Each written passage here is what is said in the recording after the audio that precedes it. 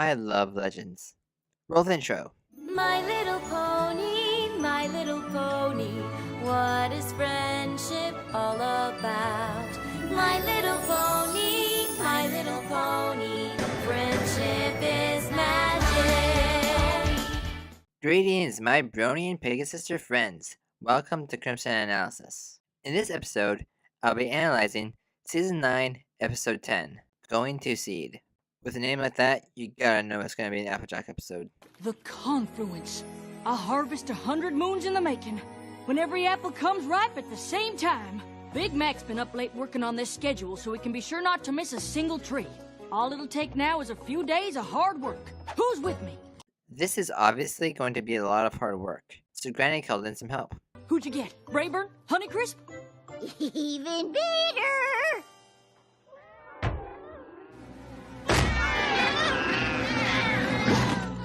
Howdy, y'all! Oh, hi there, Goldie. It's been a while. It's too bad y'all ain't ever caught the great seedling.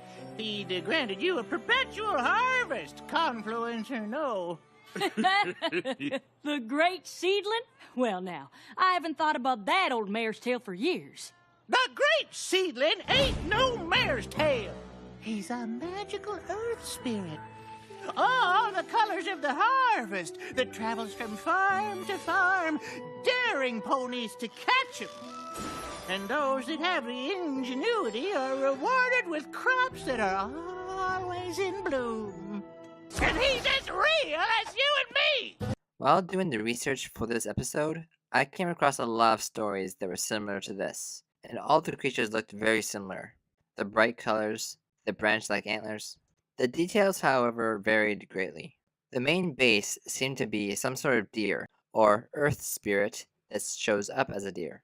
They would grant you good fortune if you could catch him, or if he deemed you worthy to see him. Apple Bloom is really excited about the possibility. Applejack not so much. And when this happens, she blames the grannies. Now why would you go and do a thing like that? Nothing like what? You know what I mean. We got enough work to do without you distracting Apple Bloom by making some apple tracks and pretending the great seedling did it. I did no such thing! What in the tater tarnation would make you say a thing like that?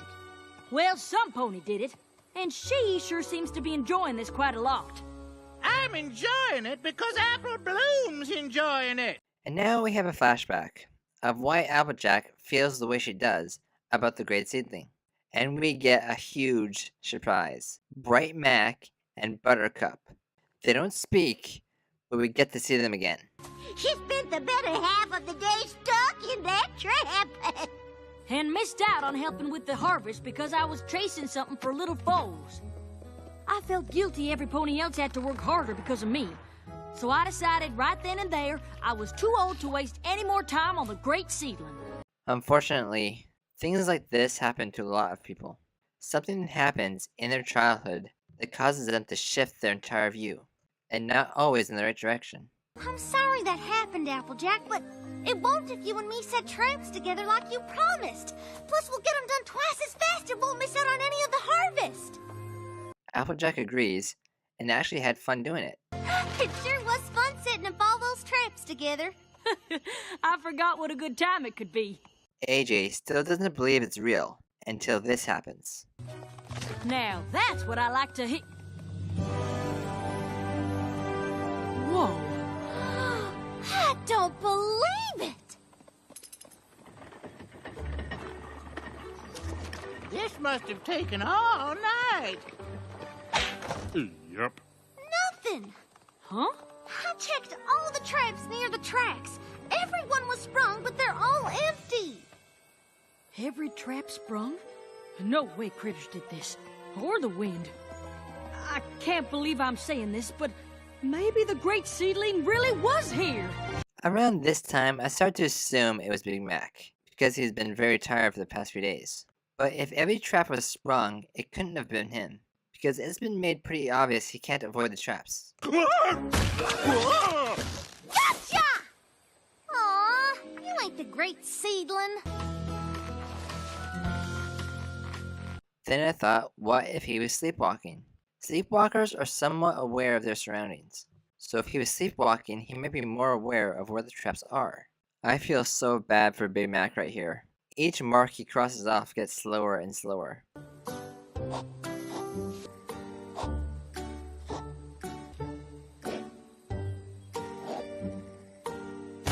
I've been where he is. Gotta admire his determination though. When you're this exhausted, it's hard to do anything. And if you're narcoleptic like me, you struggle just to stay awake. I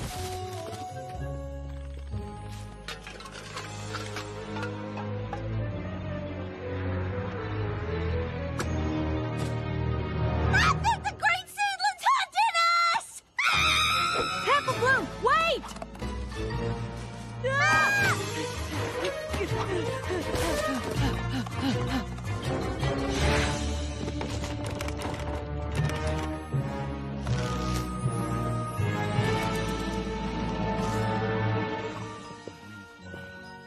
Big Mac? Yep, I was right. It's Big Mac. We all knew it was Big Mac. I'm glad we solved the mystery, but I really wanted to catch the great seedling before I get too old to try. You know what, Sugar Cube? You're never too old to be a filly. There will always be work to do, but having fun together is something you never grow out of. I think this is a very good message. I'm sure you've heard the term all work and no play. These days, people are so obsessed with their work. All work and no play is no way to live. You have to make time to have some fun. There's a little kid in every one of us, and you have to let him out sometimes. Every time they show us a wide shot of Sweet Apple Acres, we see this building. But I have no idea what it actually is.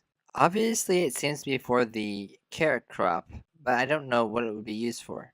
Okay, obviously the big question here is the seedling real? Because this is Equestria, there's a very high chance he is. I mean, we have manticores, chimeras, hydras, rocks, griffins, dragons, hippogriffs, the Kirin, or go even more basic, alicorns, unicorns, and pegasi, just to name a few. There are so many mythical creatures in this world that there is a very, very high chance that the Great Seedling is real. And as I mentioned earlier, in doing the research for this episode, I found a lot of stories that refer to a creature very similar to this, in look and legend. He is all over folklore. Not to mention the crop circles, that's what I'm going to call them. I don't think Big Mac was the one that made them. Even Goldie says here, This must have taken all night. Big Mac would have had to buck all the trees from that section and then move all the apples. Not to mention, he also had to redo the schedule that night. I just don't think he had enough time to do it. Based on that, I think the Great Seedling is real. I believe he is real. There are so many mythical creatures in this world, there's a very high chance he is real as well. Final thoughts? This was a nice little slice of life episode. We got to hear about another legend, briefly, and we even got to see Bright Mac and Buttercup again. That was very unexpected. The moral, that there is a time for work, and there is a time to play, and you have to do both to actually live life, is something I think a lot of people need to hear. And now for my favorite scenes.